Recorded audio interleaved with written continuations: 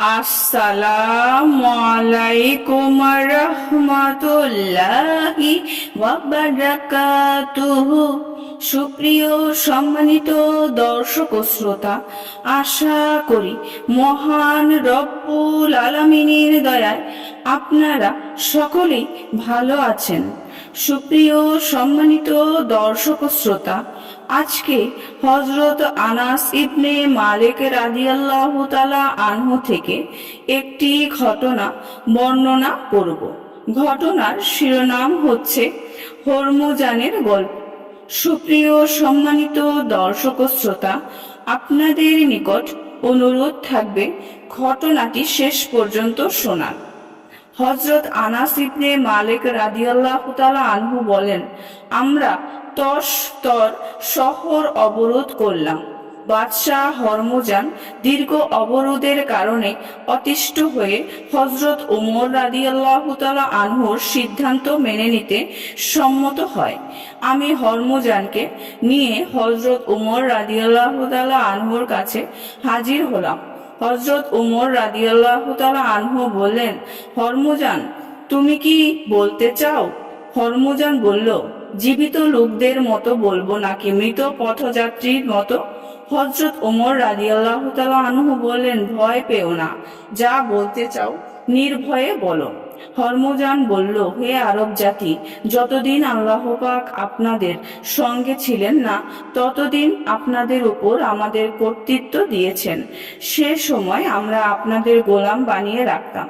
আমরা আপনাদের বিভিন্ন জিনিস ছিনতাই করতাম এবং আপনাদের হত্যা করতাম, কিন্তু আল্লাহ পাক আপনাদের সঙ্গী হওয়ার পর আমরা মোকাবেলা করার শক্তি হারিয়ে ফেললাম।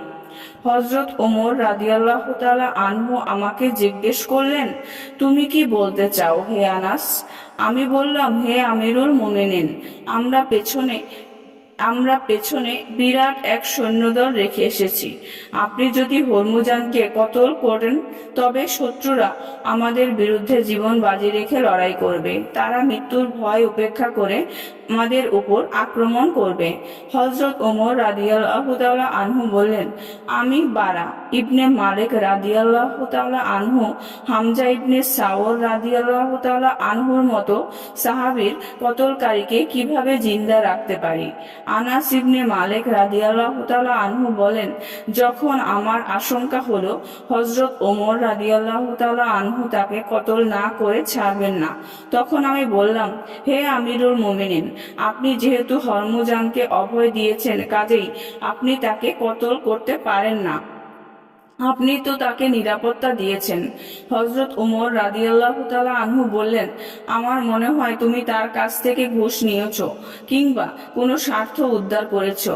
আমি বললাম, আল্লাহর শপথ, আপনার ধারণা ঠিক নয়। আমি ঘুষও নেইনি, কোনো স্বার্থ উদ্ধারও করিনি।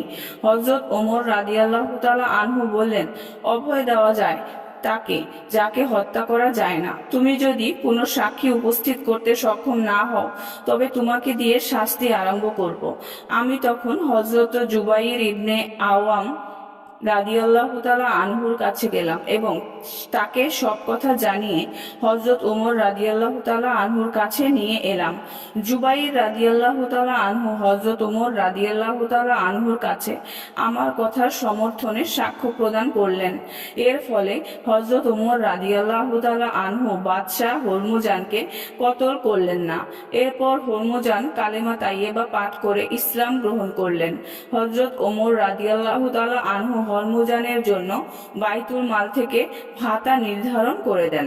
সুপ্রিয় সম্মানিত দর্শক ও শ্রোতা, আজকের ঘটনাটি এই পর্যন্তই। ঘটনাটি যদি ভালো লেগে থাকে অবশ্যই চ্যানেলটি সাবস্ক্রাইব করবেন, লাইক করবেন, কমেন্ট করবেন এবং বেশি বেশি শেয়ার করে দিবেন। সবাই ভালো থাকবেন। আল্লাহ হাফেজ।